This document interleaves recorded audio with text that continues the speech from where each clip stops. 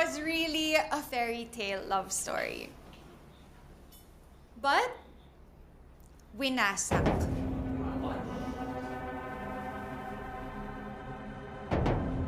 Ng isang evil witch pretending to be a flower vendor.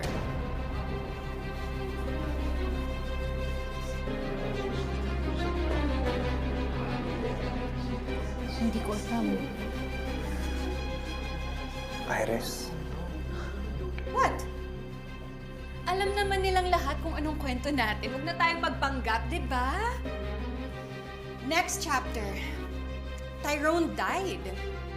Well, that's what we all thought. At nung nangyari yon, I was really broken. And I felt lifeless and alone.